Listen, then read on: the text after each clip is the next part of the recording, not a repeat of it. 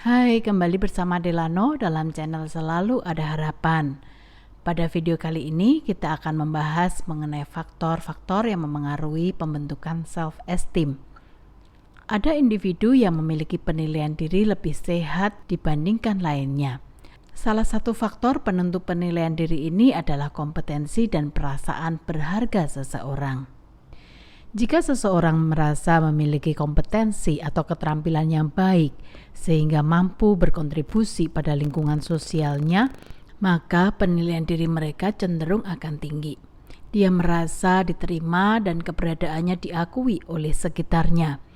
Namun sebaliknya, jika individu merasa tidak kompeten sehingga tidak mau berkontribusi di lingkungan sosial, dia cenderung merasa tidak mampu melakukan apa-apa sehingga cenderung menilai diri negatif.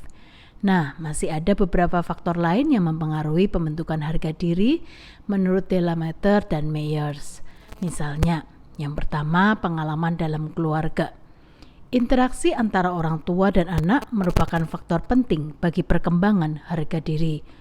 Coppersmith menyimpulkan bahwa terdapat 4 perilaku orang tua yang mampu meningkatkan harga diri, yaitu menunjukkan penerimaan, afeksi, minat, dan keterlibatan pada kegiatan anak. Yang kedua, menetapkan batasan-batasan perilaku anak secara jelas dan konsisten. 3, memberikan kebebasan dalam batas dan menghargai inisiatif. Dan keempat, menerapkan disiplin yang tidak memaksa. Sehingga di sini menghindari pemberian hak-hak istimewa dan hukuman fisik dan lebih pada mendiskusikan alasan-alasan. Sebaliknya, jika dalam interaksi keluarga, orang tua cenderung terus mengkritik anak, mempersalahkan anak dalam berbagai aspek, menuntut anak menjadi kebanggaan orang tua, sehingga menuntutnya menjadi sempurna, maka anak akan menilai dirinya negatif. Dia merasa gagal memenuhi pengharapan orang tuanya dan merasa tidak berguna. Demikian juga jika interaksi dalam keluarga, orang tua cenderung sibuk dan tidak ada waktu bersama anak ataupun cenderung mengabaikan anak, maka anak juga cenderung menilai diri secara negatif karena merasa tidak dikasihi, merasa keberadaannya tidak diakui ataupun merasa tertolak. Jadi pengalaman di keluarga ini merupakan faktor utama yang memengaruhi penilaian diri seseorang. Yang kedua yaitu umpan balik terhadap performa seseorang. Umpan balik terhadap suatu usaha yang dilakukan seseorang dapat menjadi faktor harga diri seseorang. Jika seseorang yang telah memberikan usaha kuat namun kurang mendapatkan umpan balik, maka harga dirinya dapat berkurang. Sebaliknya, jika mereka mendapatkan umpan balik yang positif, hal tersebut akan meningkatkan harga dirinya. Misalnya seorang anak dengan usaha keras belajar dan mendapatkan nilai 80, kemudian orang tuanya menghargai kerja kerasnya, maka ia merasa lebih diterima dan penilaian dirinya akan meningkat karena dia merasa dihargai dan diterima oleh orang tuanya. Sebaliknya, jika seorang anak berusaha keras belajar, akhirnya mendapatkan nilai 95, tetapi orang tuanya diam-diam saja, atau bahkan mengatakan kenapa tidak dapat 100, maka anak ini akan merasa tertolak dan merasa usahanya sia-sia. Mungkin orang tuanya bangga di dalam hatinya, tetapi tidak mengucapkannya. Hal ini pun akan sia-sia. Ingat, dukungan yang tidak diungkapkan itu sebenarnya sia-sia. Jangan memuji anak dalam hati, tapi ungkapkan secara tepat. Jangan puji hasilnya, tetapi puji proses dan usahanya. Yang ketiga, perbandingan sosial. Teori social comparison pertama kali diusulkan oleh psikolog Leon Festinger pada tahun 1954.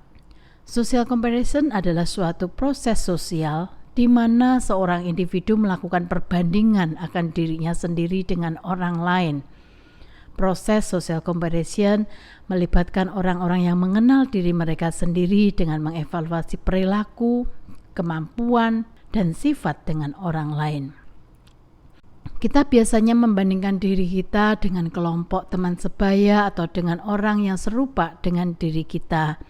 Perbandingan sosial kerap terjadi secara sadar atau bahkan tidak disadari, namun alami terjadinya seiring berkembangnya pengetahuan atau wawasan sosial, pengalaman, dan interaksi sosial yang dilakukan. Mengapa demikian? Karena setiap individu pada hakikatnya memiliki dorongan atau kecenderungan alami untuk melakukan evaluasi internal atas diri sendiri. Dan individu kerap melakukan evaluasi tersebut dengan melakukan perbandingan kepada orang lain. Individu sering mendapatkan keuntungan dengan melakukan perbandingan sosial ke bawah dengan orang lain yang kurang sukses, kurang bahagia, atau kurang beruntung. Dengan melakukan hal ini, harga diri seseorang akan lebih baik atau meningkat. Tetapi perlu hati-hati juga ya, supaya tidak sombong ketika melihat orang yang lebih rendah.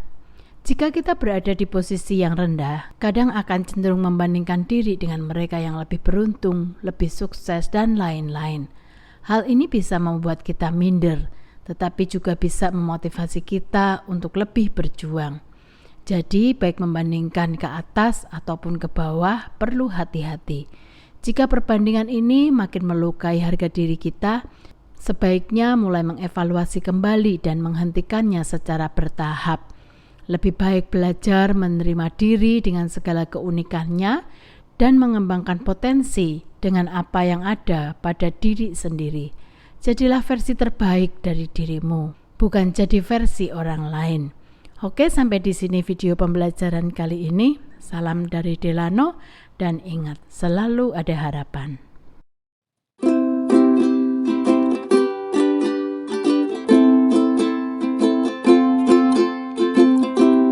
There's a hope in every single thing you do.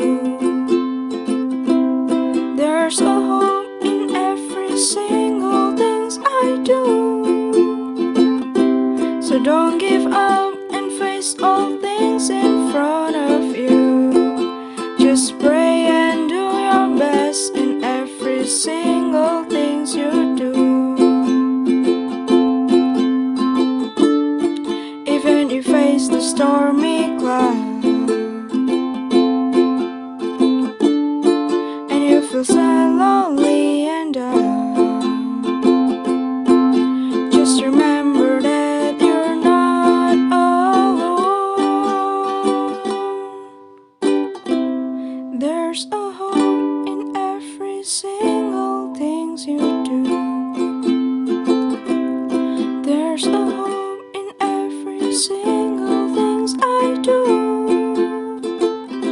So don't give up and face all things in front of you. Just pray and do your best in every single thing you do.